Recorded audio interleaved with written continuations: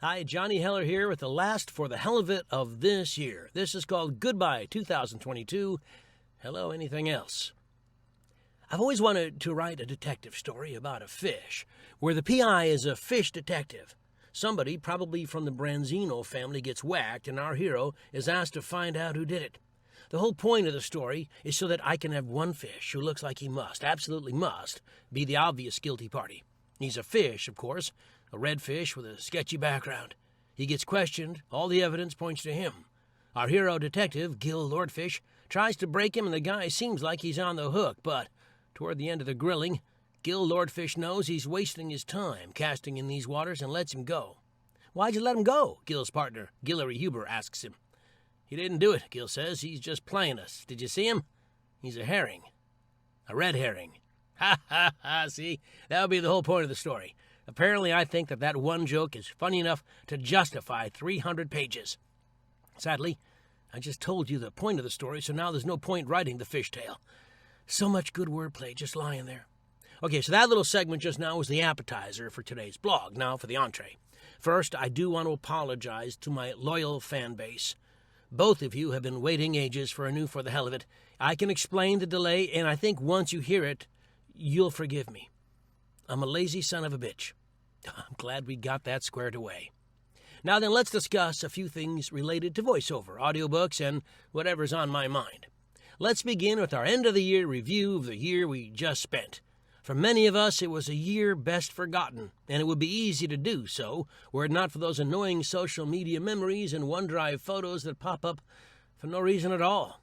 This year, I lost more people I love than in any other year I can recall. Over the years, the total has been greater, but no single year has been as tough on my Kleenex bill as this one. That makes looking at this year in review a bit problematic. I am biased. I hate 2022, and I'll be happy to see it go. I will watch A Night at the Opera and maybe Duck Soup, as is my tradition, as I end each year, and instead of waving goodbye to it, I will flip it off. On the plus side, I did over 50 books this year. I traveled with Sean Pratt, occasionally accompanied by Anna Clements, Joel Frumkin, and the lovely Joanna Perrin. Went to Chicago, Austin, Orlando, and we had a marvelous New England narrated retreat this year. I worked with many students and did many swell things that are already beginning to fade from actual real memories and turn into amazing tall tales that bugger the imagination. Or beggar the imagination. Well, it's your imagination, bugger or beggar as you like. I should add that making New Year's resolutions is ridiculous. You can't pick a random date on some calendar to correct all your flaws. Most of us would need at least 2 days just to list all our flaws. And even if we could correct everything, who would we be? Certainly not us. We'd be some imaginary version of us that would have no connection to the real actual us. You don't need to change everything. Start with a few obvious faults that you're aware of and work on them. For example, if you're always late, take steps to be on time. Set your watch back, or start acting like everyone else is at least as important as you are, and your constant lateness is a sign that you don't give a rat's ass. Make a change. Give a rat's ass. Maybe your big issue is that you're too quick to anger. Recognize it and start practicing doing a 5 count or a 10 count before you react. Most of the time, the thing we think we are angry about is only a trigger for something much deeper. You may think you're mad at the guy who cut the line at the movies, but the fact is that you're actually mad at your dad for leaving your family to go live with an albino lap dancer with a lisp and who has a nipple ring made from a Pontiac hubcap. Go see a therapist and count. I think aiming to do different things or the same things better makes much more sense. I am not a life coach. I am not a trained therapist, but here's what I know. You should write down achievable goals and then go achieve them. You should not beat yourself up for what you didn't do or what didn't happen, but learn from what didn't work and didn't happen, and don't do the same thing the same way again. We need to learn from our efforts that didn't succeed. Note I didn't use the word mistakes. I'm not turning all sweetness and treacle. I just think too many of us are already too hard on ourselves. That doesn't mean you aren't making mistakes. You absolutely are. So am I. The trick is to notice it quickly and knock it off ASAP. Ooh, random thought alert.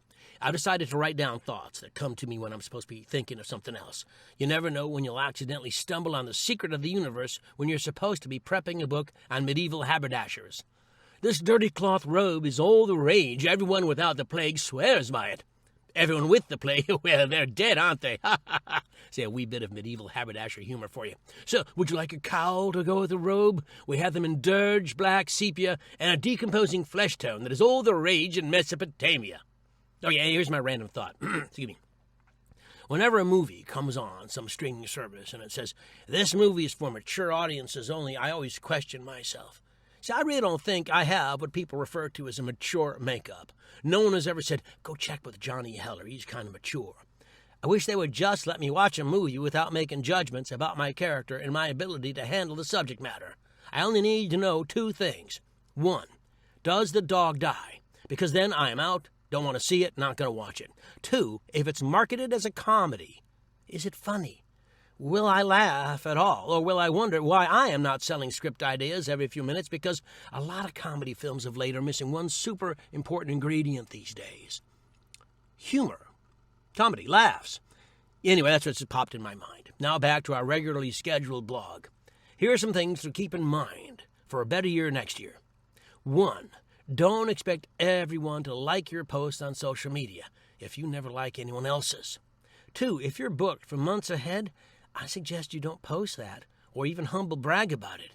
Mention a project you're excited about. Post a book cover when it's released. If it's a royalty share or you can make more loot if it sells, by all means, share it everywhere.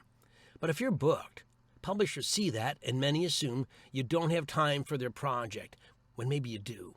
Don't ever take yourself out of the running. Let the casting directors cast you. 3. You are not required to follow, like, or listen to anyone anywhere on social media or in real life who is toxic. If you hang around with people who don't value you, you will absolutely feel devalued, and who needs that?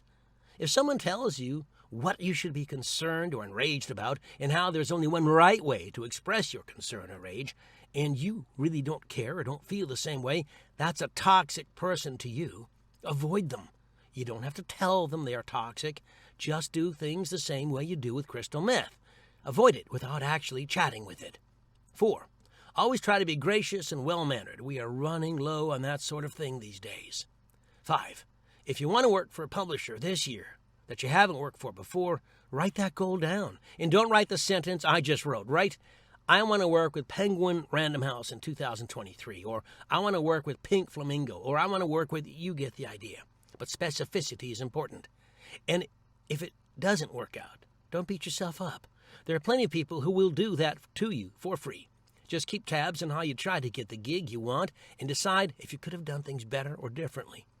If your technique is to write a note to Eric Black saying, Eric, we met at Heller Perrin's New England retreat. I sent you a demo thing and you haven't hired me yet. What the fuck, dude? You might have a hard time getting that Dreamscape gig. Just saying.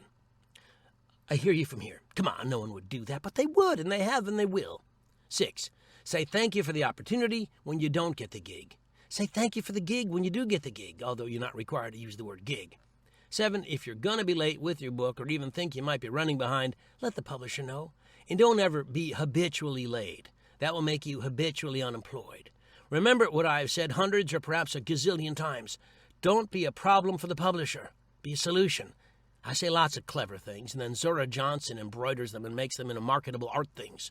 And there I am, with a bevy of clever sayings, embroidery, and no money. I don't know why you're even listening to me. Zora's the brilliant one.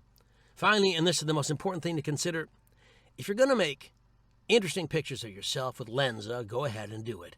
Is it AI? Yes. Do I think you should use AI to do silly things, like show the world what you would look like if you were a futuristic warrior, queen, or sword-wielding knight in King Arthur's court? No, of course not. But who cares? If it brings you joy and doesn't hurt anyone, go do it. But realize that it does weaken your I am against AI and audiobooks argument, because it shows that you are okay with AI when it's used to make you look cool, but you're against it when it's used to take work from you. The key thing about all of these social media gigaws is that most of them, if not all of them, are designed as data mining tools. Those games where you put the little hearts or checks in a list of 50 places you may have visited or 40 things you may have done, all designed to aid advertisers to market to you and or to gather information about you. There may also be some legalese that says the company who made the app owns the rights to the images created in perpetuity and can use the images any way they like. Then this could happen. Say you're Sean Pratt. You're sitting at home with your family after church, or more likely a gut-busting slam fest in some barbecue joint, and you see your face, your recognizable, reasonably well-liked Sean Pratt face on a Marvel superhero body, dressed in tight lycra because you needed to try Lenza in a TV commercial, a local TV commercial for Lenny's Leather Mask and Adult Toy Emporium. Here's the announcer. Hi, folks, wishing you could afford assless leather chaps, but too shy to ask about credit plans? Looking for that special gift for the man who has everything except a leather mask for the face with a pantload of zippers? We got that mask. Come on down. Look, Captain Ginger likes it. And Lenza Sean, the ginger yogurt, is suddenly clad in a leather mask with a pantload of zippers. And Sean's family, made up here for sitcom purposes, speaks up. His very Asian daughter with no explanation at all for ethnicity. Dad, is that you, Dad? His gorgeous black wife, probably Vanessa Williams, and with no explanation at all as to how his family came to be and how they came to live in such a nice house where no one ever goes to work or appears to even have a job. Sean, I don't think I have to tell you this, but you will not be in charge of stocking stuffers this year. And then there'll be a laugh track. And Sean's sitcom family will leave him for a different sitcom dad, probably Matthew Perry. And Sean won't get a dime from any of it. He won't even get a nice leather mask. All because he played around with Lenza. Just remember, TikTok is a Chinese data mining company. Facebook allows Russian data mining, and God knows what Twitter is anymore. Does that mean you should stay away? Not necessarily, but you might want to stop sharing personal information with the Chinese Ministry of State Security and the Russian GRU, and above all, Don Barnes, who administers every voiceover site on Facebook and wields enormous power. Anyway, have a wonderful holiday and a great new year, and make plans now to have a wonderful 2023. And don't forget, plan on attending the Splendiferous Narrator Retreat, March 28th, 2023. We'll have great coaches, great fun, and a great location. We plan so far on having Scott Brick, Sean Pratt, Joanna Perrin, Amanda Quaid, Hillary Huber, and more. That's all from me. Have a great year, great day, and care about yourselves, okay? You're all right. Bye-bye.